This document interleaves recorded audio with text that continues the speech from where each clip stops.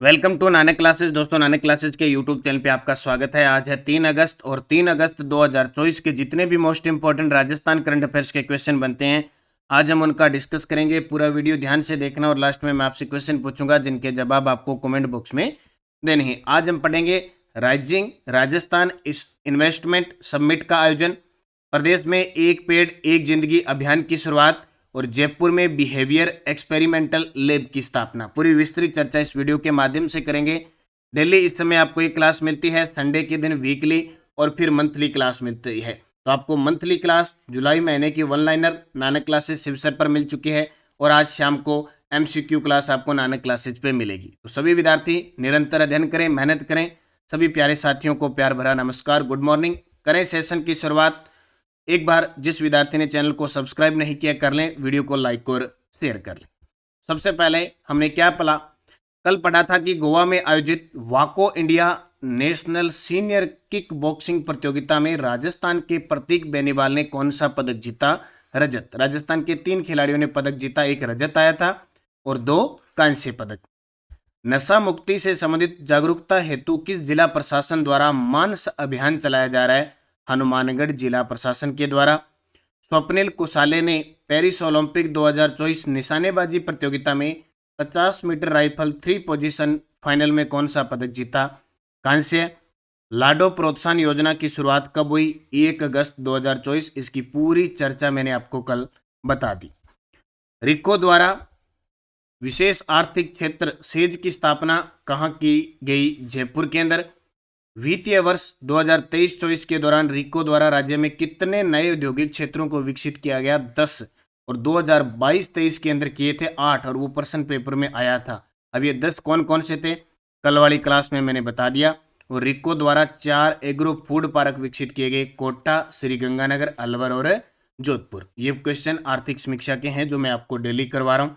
इसकी क्विज, इसकी PDF आपको टेलीग्राम नानक क्लासेस शिवसर पर लगातार मिल रही है।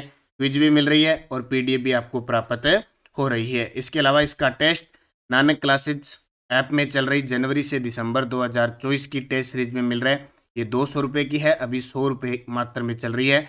इसमें डेली टेस्ट, वीकली टेस्ट और मंथली टेस्ट और PDF आती है। अभी जुलाई महीने की मंथली इसमें PDF आज या कल आ जाएगी और इसका टेस्ट आ चुका है। एक और आपके लिए बहुत खुशखबरी है। हमारा जो दूसरा चैनल है प्रताप क्लासेज, उस पर CAT के लिए 10+2 सीनियर सेकेंडरी और स्नातक स्तर की 10 मॉडल पेपर की सीरीज शुरू हो चुकी है अभी, और जल्द ही अगले सप्ताह इसके फॉर्म अप्लाई होने शुरू हो जाएंगे। आगे एग्जाम तो है ही दोनों स्तर का, तो यह आपके लिए बहुत इंपॉर्टेंट रहेगा। इसमें 40% और 35% छूट शुरू हो चुकी है, पात्रता हो चुकी है।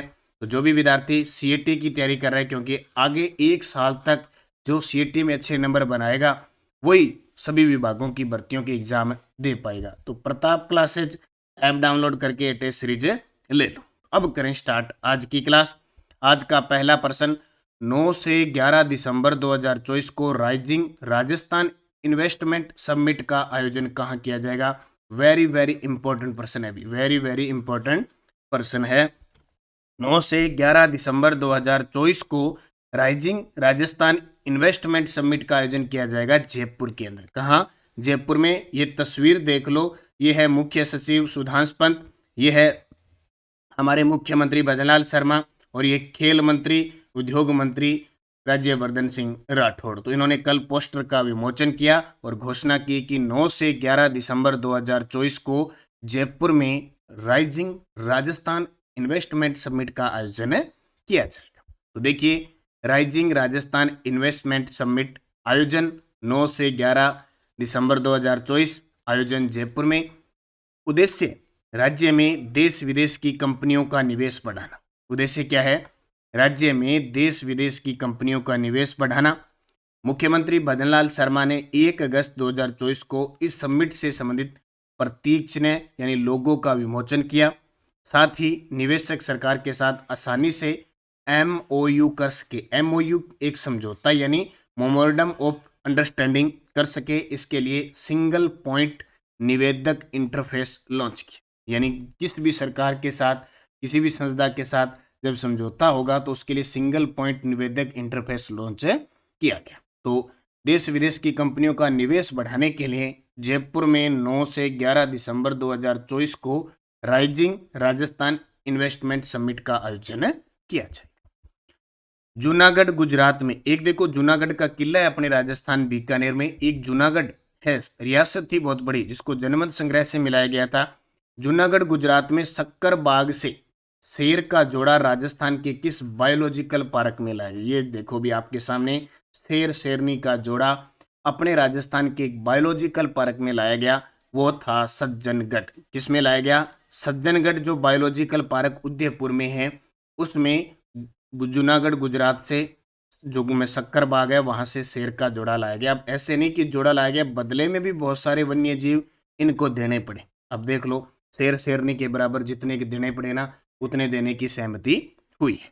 राजस्थान में कितने बायोलॉजिकल पार्क है? 4। कितने? 4। Nahargarh Jaipur, Sajjangarh Udaipur, Machia safari park Jodhpur, Abheda park Kota. वर्तमान में 4 है, 2 निर्माणाधीन है, एक बीकानेर में और एक पुष्कर अजमेर में। सबसे पहले बना था सज्जनगढ़, लेकिन उद्घाटन सज्जनगढ़ का हुआ और घोषित हुआ था नारगढ़। तो सज्जनगढ़ उदयपुर में जूनागढ़ गुजरात के शक्कर बाग से शेर का जोड़ा लाया गया। अब देखो, गुजरात के जूनागढ़ स्थित शक्कर बाग से शेर का जोड़ा 31 जुलाई 2024 उदयपुर के सज्जनगढ़ बायोलॉजिकल पार्क में लाया गया। शेर का नाम था सम्राट और शेरनी का नाम था सुनैना। क्या बात है! जैसे अपने राजस्थान में चना है ना, चना फसल, उसकी एक किस्म भी है सम्राट, कहते हैं ना सम्राट। इस जोड़े में शेर का नाम सम्राट, एक राजा को कहा गया सम्राट अशोक, तो शेर का नाम रखा गया सम्राट और शेरनी का नाम सुनैना।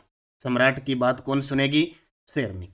इस जोड़े के बदले उदयपुर से 14 वन्य जीव गुजरात को देने, यानी एक जोड़ा है उसके बदले हमें 14 वन्य जीव देने पड़ेंगे गुजरात को, यह समझौता हुआ है। अब बात आई है उदयपुर की, तो उदयपुर से संबंधित महत्वपूर्ण बूस्टर डोज देखो। सबसे पहले बात करें तो सज्जनगढ़ बायोलॉजिकल पार्क उदयपुर में है, राजस्थान का पहला बायोलॉजिकल पार्क है, ये 2015 में बना था। सज्जनगढ़ में लॉयन ब्रीडिंग सेंटर बनाया जाएगा, जो लायन सफारी के अलावा पर्यटकों के मनोरंजन के लिए भी होगा। गुलाब बाग उदयपुर में देश का पहला बटरफ्लाई पार्क बनाया गया है, अब दूसरा अजमेर में बनाया जाएगा। बागदरा नेचर पार्क उदयपुर में एकमात्र क्रोकोडाइल पार्क जो इको टूरिज्म के रूप में विकसित किया गया है। बागदरा नेचर पार्क किसके लिए? क्रोकोडाइल यानी मगरमच्छ कंजर्वेशन रिजर्व है ये उदयपुर के अंदर। इसके अलावा टोटल राजस्थान के अंदर 36 वन्य जीव कंजर्वेशन रिजर्व है, उनमें से अमरख महादेव लेपर्ड उदयपुर और महासिर कंजर्वेशन रिजर्व बड़ी झील उदयपुर, ये उदयपुर के अंदर है। यानी लगभग 3 से 4 उदयपुर के अंदर है और लास्ट 36वां बना था अमरख महादेव लेपर्ड उदयपुर। और सज्जनगढ़ अभ्यारण्य उदयपुर में है, बांसदरा की पहाड़ी पर स्थित है। ये आपको इंपॉर्टेंट क्वेश्चन है, मैंने आपको बताए। और शेर शेरनी सम्राट और उसकी सुनैना को याद रखना। तीसरा प्रश्न, 2 अगस्त 2024 से एक पेड़ एक जिंदगी अभियान की शुरुआत किसके द्वारा की गई? वेरी वेरी इंपॉर्टेंट प्रश्न है भाई, लगा लियो अच्छे तरीके से। एक पेड़ एक जिंदगी, एक पेड़ एक जिंदगी देगी, क्योंकि आज पर्यावरण को संतुलित करना बहुत जरूरी है। हमें पता नहीं चलता कि वातावरण देखो, बरसात आने लगी तो खूब बरसात आ रही है, सूखा पड़ने लग गया तो खूब, कितने रोग फैल रहे हैं, कितनी बीमारी फैल रही है, पता ही नहीं चलता। लाखों रुपए हम दवाइयों पर लगाते हैं लेकिन एक पेड़ नहीं लगाते। 2 अगस्त 2024 अब पेड़ भी लगा देते हैं। ठीक है, किसी का जन्म दिवस होता है, स्कूल में, पंचायत घर में पेड़ लगा तो देते हैं, लेकिन उसकी सुरक्षा नहीं होती है। मान लो अगर 100 पेड़ लगा दिए तो उसमें 10 पेड़ ही नहीं हो पाते हैं। अगर 100 में से 50 पेड़ होते हैं ना, तो हमारा 20% का टारगेट है वो पूरा हो जाता है। अगर 20 ही बचते हैं तो भी बहुत बड़ी बात है। पेड़ लगाना, उसकी सुरक्षा करना, उसका पालन पोषण करना बहुत बड़ी बात। तो 2 अगस्त 2024 से एक पेड़ एक जिंदगी अभियान की शुरुआत किसके द्वारा की गई? दैनिक भास्कर समूह के द्वारा। किसके द्वारा? दैनिक भास्कर समूह के द्वारा। तो देखो, दैनिक भास्कर समूह का एक पेड़ एक जिंदगी अभियान 2 अगस्त 2024 से शुरू हुआ। इस महा अभियान का उद्देश्य पौधा लगाने के साथ ही जागरूक करना भी है, ताकि लोग समझ सके कि सांसों के लिए पेड़ पौधे कितने जरूरी है। इंपॉर्टेंट क्यों बना? क्योंकि प्रधानमंत्री नरेंद्र मोदी ने दैनिक भास्कर के इस एक पेड़ एक जिंदगी अभियान की सराहना की। तो गांव गांव उनके जो लेखक हैं, उनके जो वक्ता हैं, उनको वहां पे ये पौधे गांव गांव तक पहुंचाएंगे। तो 2 अगस्त से इसकी शुरुआत हुई है। एक पेड़ एक जिंदगी अभियान। अब बात अभियान की आई है, अल्ट्राटेक सीमेंट कंपनी की हो, राजस्थान पत्रिका की हो, अपने राजस्थान सरकार की हो, कुछ महत्वपूर्ण अभियान की चर्चा हम कर लेते हैं जो बहुत इंपॉर्टेंट है। मिलावट के खिलाफ राज्य में शुद्ध आहार मिलावट पर वार अभियान 15 फरवरी 2024 से शुरू किया गया है। ठीक है, इसका शुद्ध आहार मिलावट पर वार, पहले इसका नाम था शुद्ध के लिए युद्ध अभियान, जो 2020 में गहलोत सरकार ने चलाया था, फ्लैगशिप कार्यक्रम में शामिल किया। अब इसका नाम कर दिया शुद्ध आहार मिलावट पर वार अभियान 15 फरवरी 2024 से। और इसकी कोई सूचना देता है तो 51,000 रुपये सरकार देती है। चिकित्सा विभाग की ओर से 14 अंकों की आबा आईडी बनाओ अभियान चलाया जा रहा है। अल्ट्राटेक सीमेंट और राजस्थान पत्रिका ने मिलकर गांव के विकास के लिए यशस्वी सरपंच अभियान की शुरुआत की है। यानी वैसे गांव जो गांव के विकास के लिए तत्पर रहते हैं, अच्छा काम करते हैं, उन्हें यशस्वी सरपंच अभियान के तहत सम्मानित किया जा रहा है। राजस्थान पत्रिका द्वारा पक्षियों को गर्मी से बचाने हेतु पक्षी मित्र अभियान चलाया गया। बीकानेर के प्रवासी नागरिकों ने जिले के विकास हेतु बीकानेर में मेरी मातृभूमि मेरी जिम्मेदारी अभियान शुरू किया गया। 3 फरवरी 2024 से सुरक्षित स्कूल सुरक्षित राजस्थान अभियान के तीसरे चरण का आयोजन किया गया। चिकित्सा व स्वास्थ्य विभाग द्वारा राज्य में पर्यावरण संरक्षण हेतु हरिवन वृक्षारोपण अभियान चलाया जा रहा है।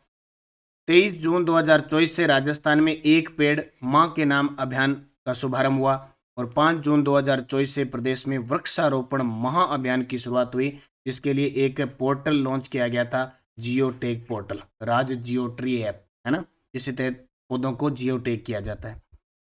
शिक्षा विभाग द्वारा बालिकाओं को स्कूल से जोड़ने हेतु 21 जून 2024 को राज्य सरकार द्वारा अपनी लाडो प्रोजेक्ट चलाया गया। 1 जुलाई से 15 जुलाई 2024 तक महिला व बाल विकास द्वारा आंगनवाड़ी चलो अभियान चलाया गया 3 से 6 वर्ष के लिए। और नीति आयोग द्वारा 4 जुलाई 2024 से 30 सितंबर 2024 तक देश भर में संपूर्णता अभियान चलाया जा रहा है, जिसमें राजस्थान के 5 आकांक्षी जिले व 27 ब्लॉक शामिल है। तो ये सारे के सारे इंपॉर्टेंट हैं, आने वाले एग्जाम में आएंगे। अपनी जो बाजार में पुस्तक आई हुई है करंट अफेयर्स की, इसमें मैंने स्पेशल महोत्सव अभियान जितने भी आयोजन है स्पेशल डाले हुए हैं, तो ये पुस्तक लेना नहीं। अगला प्रश्न, खेल खिलाड़ी से संबंधित असत्य कथन बताओ। मैं लगभग आपको राजस्थान के खिलाड़ियों के बारे में रोज कुछ न कुछ दिन चर्चा करता हूँ। प्रियंका शर्मा का संबंध किससे है? ये क्रिकेटर है राजस्थान की। हिमानी पूनिया ये राजस्थान की बैडमिंटन खिलाड़ी है। अनीता चौधरी ये रोइंग नौकायन की खिलाड़ी है। अनंतजीत सिंह नरूका कबड्डी, ये गलत है क्योंकि अनंतजीत सिंह नरूका टोंक जिले के हैं और ये निशानेबाज हैं। अभी महेश्वरी चौहान और अनंतजीत सिंह नरूका 2 राजस्थान के ऐसे निशानेबाज हैं जो पेरिस ओलंपिक में भाग ले रहे हैं। अब मुख्य तथ्य देखो, सबसे पहले चर्चा में प्रियंका शर्मा क्यों आई? अजमेर की है प्रियंका शर्मा और त्रिवेंद्रम केरल में हुई बीसीसीआई की सीनियर महिला राष्ट्रीय वनडे ट्रॉफी में राजस्थान टीम की कप्तान बनाई गई थी। हिमानी पूनिया कौन है? तो पंचकुला में हुई नेशनल बैडमिंटन प्रतियोगिता में जयपुर की हिमानी पूनिया ने खिताब जीता था। अनीता चौधरी झुंझुनू की अनीता चौधरी ने पेरिस पैरा ओलंपिक 2024 के लिए क्वालिफाई किया था। देखो अभी जो ओलंपिक हो रहे हैं वो मुख्य ओलंपिक हो रहे हैं, उसके बाद पैरा ओलंपिक होंगे, जो दिव्यांग खिलाड़ी है वो अपनी अपनी कैटेगरी में खेलेंगे। और अनंतजीत सिंह नरूका टोंक के हैं, इनको पेरिस ओलंपिक 2024 निशानेबाजी में क्वालिफाई किया है। तो प्रियंका शर्मा क्रिकेटर, हिमानी पूनिया बैडमिंटन की खिलाड़ी, अनीता चौधरी पैरा ओलंपिक इसमें रोइंग के अंदर, ठीक है, रोइंग खेल है इनका, और अनंतजीत सिंह निशानेबाज। टोक्यो में आयोजित इंडियन ट्रेड फेयर कार्यक्रम में डॉक्टर श्यामलता गहलोत की किस कला को सम्मानित किया गया? टोक्यो कहाँ पे? जापान में। पिछला जो ओलंपिक हुआ था वो टोक्यो ओलंपिक 2020-21 में हुआ था। आयोजित इंडियन ट्रेड फेयर कार्यक्रम में डॉक्टर श्यामलता गहलोत की किस कला को सम्मानित किया गया? कोफ्तगिरी कला को। और प्रसिद्ध है कोफ्तगिरी कला, कहाँ की है? उदयपुर की। कहाँ की? उदयपुर की कोफ्तगिरी कला है। जैसे थेवा कला प्रतापगढ़ की है, टेराकोटा मुलेला राजमंद की है, फड़ कला शाहपुरा की प्रसिद्ध है। तो जापान के टोक्यो में आयोजित इंडियन ट्रेड फेयर कार्यक्रम में डॉक्टर श्यामलता गहलोत की कोफ्तगिरी कला को सम्मानित किया गया। उदयपुर की कोफ्तगिरी को अगस्त 2023 में जीआई टैग मिला था। वेरी वेरी इंपॉर्टेंट, बार बार एग्जामिनर ने क्वेश्चन पूछा, तो उसके अंदर अगस्त 2023 में राजस्थान के उत्पाद जिन्हें जीआई टैग मिला, नाथद्वारा की पिछवाई कला को, जोधपुरी बंदेज को, उदयपुर की कोफतगिरी को, बीकानेर की उस्ता कला को और बीकानेर की कसीदाकारी क्राफ्ट को। ये 5 उत्पाद थे और टोटल राजस्थान के उत्पाद लोगों सहित 21 हो गए जिन्हें जीआई टैग मिला। अभी जीआई टैग के लिए चुना है, अभी मिला नहीं है, जोधपुर की मिर्ची, जोधपुर की जो मथानिया मिर्ची है उसको चुना है, अभी तक मिला नहीं है। तो जापान के टोक्यो में आयोजित इंडियन ट्रेड फेयर कार्यक्रम में डॉक्टर श्यामलता गहलोत की कोफतगिरी कला को सम्मानित किया। कोफतगिरी कला राजस्थान के उदयपुर की प्रसिद्ध है और 2023 अगस्त में इसे जीआई टैग मिला था। 2023 अगस्त में राजस्थान के 5 उत्पादों को जीआई टैग मिला। नाथद्वारा की पिछवाई कला, जोधपुरी बंदेज, उदयपुर की कोफतगिरी, बीकानेर की उस्ता कला और बीकानेर की कसीदाकारी क्राफ्ट। आर्थिक समीक्षा 2023-24 के अनुसार भारत के कच्चे तेल के कुल उत्पादन में राजस्थान का योगदान लगभग है, वेरी वेरी इंपॉर्टेंट है, छपेगा।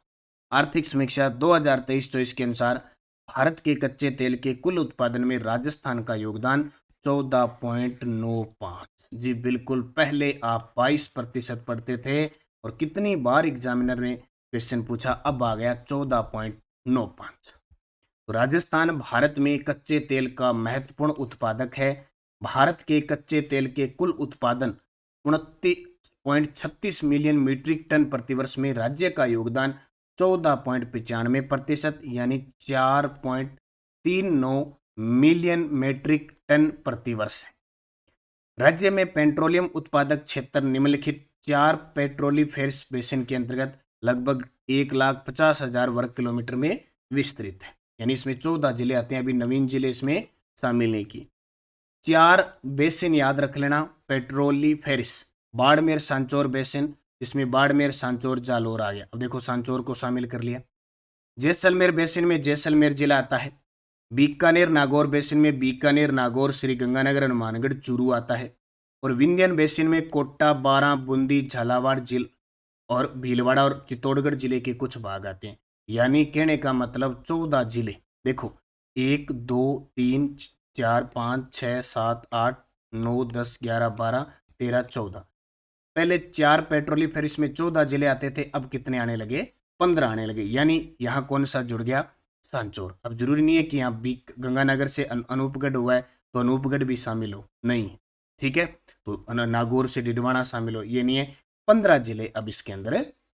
तो ये आपके लिए इंपॉर्टेंट क्वेश्चन रहेगा, बहुत ही शानदार। तो राज्य का योगदान कितना, 14.95%। अब थोड़ी सी बूस्टर देख लेते हैं। भारत की तेल व प्राकृतिक गैस आर्थिक समीक्षा 2023-24 के अनुसार भारत, अमेरिका और चीन के बाद विश्व में कच्चे तेल का तीसरा सबसे बड़ा उपभोक्ता है। नोट कर लेना, यहां से क्वेश्चन टपकेगा। भारत, अमेरिका और चीन के बाद, भारत है वो अमेरिका और चीन के बाद विश्व में कच्चे तेल का तीसरा बड़ा उपभोक्ता है। भारत कुल घरेलू उपभोग का लगभग 12.6% कच्चा तेल उत्पादित करता है और देश में विश्व का लगभग 5.3% कच्चा तेल खपत होता है। हमारे देश में टोटल विश्व का 5.3% कच्चा तेल खपत होता है और भारत के कच्चे तेल के कुल उत्पादन में राजस्थान का योगदान है वो 14.95%।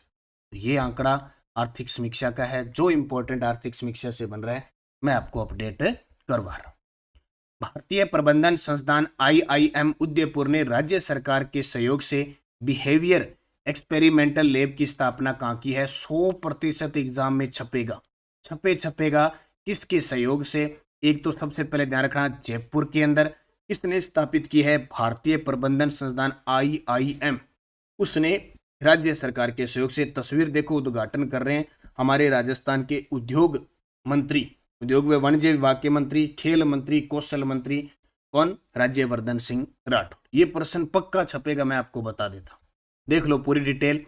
भारतीय प्रबंधन संस्थान IIM उदयपुर ने राज्य सरकार के सहयोग से बिहेवियर एक्सपेरिमेंटल लैब की स्थापना जयपुर में कर दी। यह लैब 1.22 करोड़ की लागत से जयपुर के राजस्थान उन्नत प्रौद्योगिकी केंद्र आरकेट परिसर स्थित 4000 वर्ग फीट के भवन में स्थापित की गई है। इस हाईटेक लैब का उद्घाटन प्रदेश के सूचना व प्रौद्योगिकी मंत्री राज्यवर्धन सिंह राठौड़ ने किया और IIM उदयपुर ने स्थापित किया, तो इसके निदेशक है प्रोफेसर अशोक बनर्जी। अब क्या काम आएगा? अब बिहेवियर से पता लग जाएगा एक्सपेरिमेंटल कि इसका उद्देश्य क्या है। देश की पहली ऐसी लैब है जहां विषय विशेषज्ञ मानव मस्तिष्क और शारीरिक क्रिया विज्ञान से संबंधित अध्ययन करेंगे। इससे विषय विशेषज्ञ मानव मस्तिष्क के बारे में और शारीरिक क्रिया विज्ञान से संबंधित अध्ययन करेंगे। इसका उद्देश्य लोगों की असल सोच विचारों का पता लगाकर अकादमिक शोधों के साथ केंद्र और राज्य सरकारों की जन कल्याणकारी योजनाओं को धरातल पर उतारना। मतलब क्या हो गया कि सरकार आई, उसने जन कल्याणकारी योजनाओं के नाम पे योजना चला दी ढेर सारा, आधी चली नहीं चली, सरकार बदली, नाम बदले और फिर नहीं चला दी। जनता की कोई काम ही नहीं आई। जनता तो जब लाभ मिलने लग गया इतने में सरकार ने बंद कर दी, नाम बदल दिया, रोक दी, कुछ भी। अब क्या कह रहे हैं कि जनता के दिमाग में क्या चल रहा है, लोगों के दिमाग में चल रहा है, लोगों को क्या चाहिए, उसके हिसाब से जन कल्याणकारी योजनाएं चलाएंगे। अब जनता की सोचेंगे, इतने में फिर सरकार बदल जाएगी। तो ये है भाई भी जनता की सोच विचार, जनता की सोच क्या है उसके हिसाब से चलाएंगे।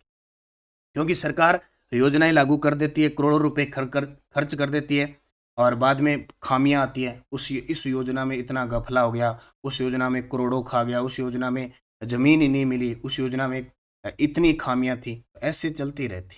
तो ये मदद मिलेगी सरकार को। सरकार कह रही है कि जनता हमें बताएगी हमें ये चाहिए, फिर हम वो योजना शुरू करेंगे। देखो भाई चलते जाओ क्या कहानी है।